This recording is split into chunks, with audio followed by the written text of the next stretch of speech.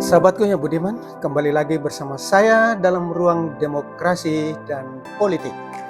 Kali ini saya akan menelusuri sepintas strategi Jokowi. Jokowi adalah pemain catur yang handal. Harus diakui, karena dia tahu memanfaatkan peluang dan menciptakan peluang. Dia tahu apa yang harus dimainkan dan bagaimana cara memainkannya. Kemenangannya bukan melulu dari partai, tetapi karena dirinya. Tingkat probabilitas pengaruhnya lebih besar dari partai pengusung, sehingga dia memenangkan percaturan politik mulai dari jabatan wali kota Solo, gubernur DKI, sampai pada Presiden Republik Indonesia 2 periode. Mengapa? Karena kemenangan atas dasar pilihan rakyat dan bukan penunjukan berdasarkan surat tugas. Surat tugas partai membentuk orang yang ditugaskan disebut sebagai petugas partai. Sehingga predikat petugas partai hanya berlaku saat pencalonan. Tetapi ketika sudah terpilih sebagai presiden, maka presiden bukan lagi petugas partai tetapi petugas publik. Karena legitimasi kekuasaannya bukan lagi dari partai, tetapi dari rakyat. Calon pemimpin yang tidak memiliki kapabilitas yang baik tidak mungkin diusung partai dan tidak mungkin mendapatkan simpati warga masyarakat. Jika ada faktor-faktor lain selain kapabilitas pribadi seseorang calon pemimpin, itu sedikit sekali pengaruhnya.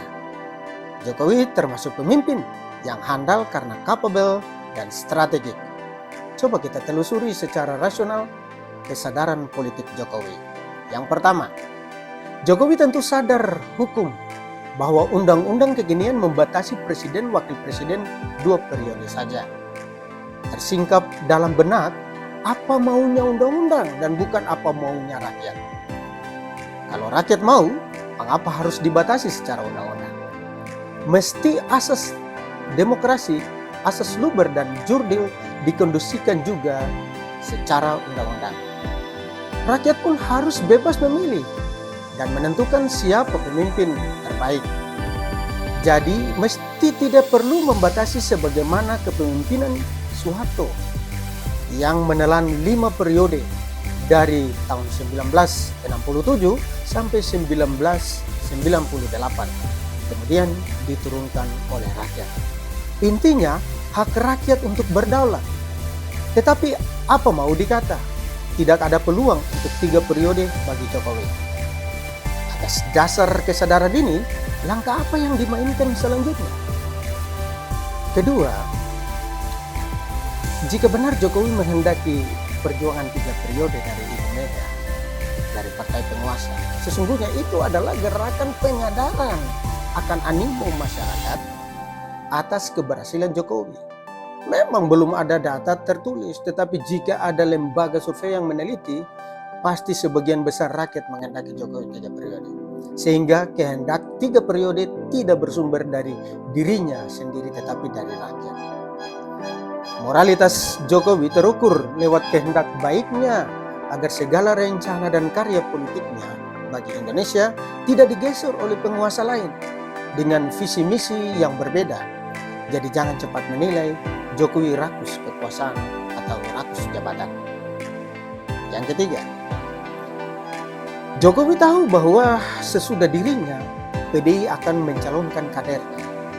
Jauh sebelum Ganjar dideklarasi sebagai calon, Prabowo adalah kandidat presiden beberapa periode silam yang juga adalah persaingan lihat kasat mata tanpa calon lain. Karena keteguhan hati dan kehendak baik Prabowo untuk secara berulang-ulang mencalonkan diri sebagai presiden, Jokowi tentu menyiapkannya untuk menjadi presiden dengan melibatkannya di dalam kabinet. Jadi kita harus berpikir positif bahwa ini bukan cara untuk menjinakkan Prabowo, tetapi menyiapkan Prabowo agar bisa bekerja dengan baik, melanjutkan pola kepemimpinan dengan program-program strategi keunggulan yang sudah dilakukan Jokowi. Perspektif ini tentu beresiko karena menggiring Jokowi pada oposisi dengan PDIP dan siap mendapatkan serangan dan tudingan macam-macam. Yang keempat, Gibran dan Bobi adalah kader terbaik partai. Karena itu terpilih sebagai pemimpin juga. Tetapi kini mereka terkena bias.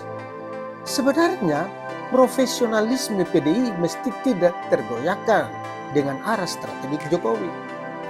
PDI mesti harus tetap rasional dan tidak emosional. Kecenderungan emosional terbaca ketika tidak memproteksi SDM-nya. PDI seakan membiarkan asetnya diambil oleh partai lain.